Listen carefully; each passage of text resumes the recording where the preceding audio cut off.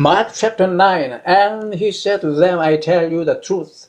Some who are standing here will not taste death before they see the kingdom of God come with power.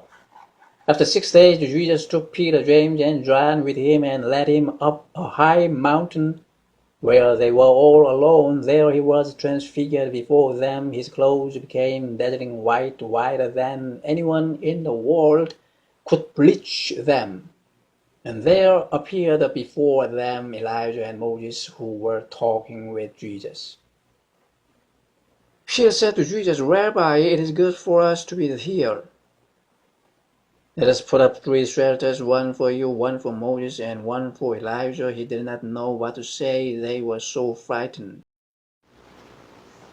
Then a cloud appeared and enveloped them, and a voice came from the cloud, This is my son, whom I love. Listen to him. Suddenly, when they looked around, they no longer saw anyone with them except Jesus.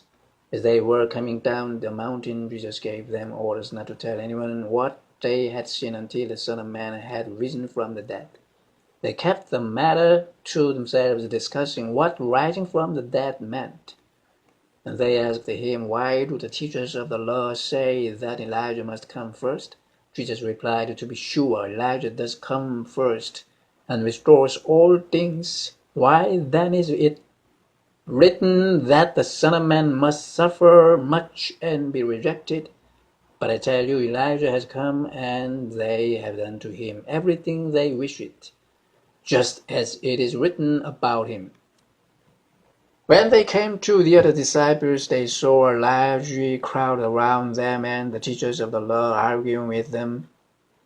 As soon as all the people saw Jesus, they were overwhelmed with wonder and ran to greet him. What are you arguing with them about? He asked. A man in the crowd answered, Teacher, I brought you my son, who is possessed by a spirit that has robbed him of speech. Whenever it seizes him, it throws him to the ground. He foams at the mouth, gnashes his teeth, and becomes rigid. I asked your disciples to drive out the spirit, but they could not. Oh, unbelieving generation, Jesus replied, How long shall I stay with you? How long shall I put up with you? Bring the boy to me.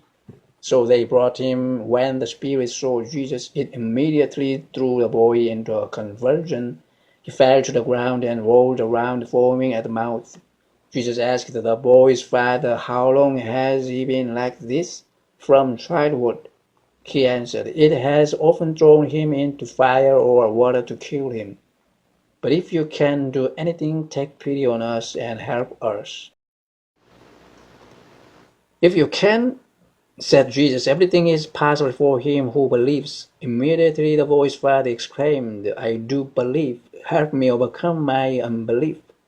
When Jesus saw that a crowd was running to the scene, he rebuked the evil spirit. You deaf and mute spirit, he said, I command you, come out of him and never enter him again. The spirit shrieked, convulsed him violently, and came out. The boy looked so much like a corpse that many said he is dead. But Jesus took him by the hand and lifted him to his feet, and he stood up. After Jesus had gone indoors, his disciples asked him privately, Why couldn't we drive it out? He replied, This kind can come out only by prayer.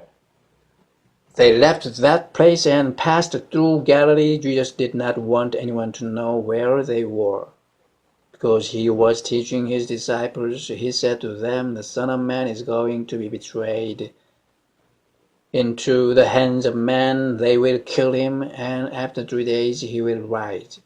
But they did not understand what he meant and were afraid to ask him about it. They came to Capernaum. When he was in the house, he asked them, What were you arguing about on the road? But they kept quiet because on the way they had argued about who was the greatest. Sitting down, Jesus called the 12 and said, If anyone wants to be first, he must be the very last and the servant of all. He took a little child and had him stand among them. Taking him in his arms, He said to them, "Whoever welcomes one of these little children in my name welcomes me. And whoever welcomes me does not welcome me, but the one who sent me." "Teacher," said John, "we saw a man driving out demons in your name, and we told him to stop because he was not one of us." "Do not stop him," Jesus said. "No one who does a miracle in my name can in the next moment say anything bad about me. For whoever is not against us is for us. I tell you the truth, anyone who gives you a cup of water in my name because you belong to Christ will certainly not lose his reward. And if anyone causes one of these little ones who believe in me to sin, it would be better for him to be thrown into the sea with a large millstone tied around his neck. If your hand causes you to sin, cut it off. It is better for you to enter life maimed than with 2 hands to go into hell, where the fire never goes out. And if your foot causes you to sin, cut it off. It is better for you to enter life crippled than to have 2 feet and be thrown into hell. And if your eye causes you to sin, pluck it out. It is better for you to enter the kingdom of God with 1 eye than to have 2 eyes and be thrown into hell, where their worm does not die and the fire is not quenched. Everyone will be salted with fire. Salt is good, but if it loses its saltiness, how can you make it salty again? Have salt in yourselves and be at peace with each other.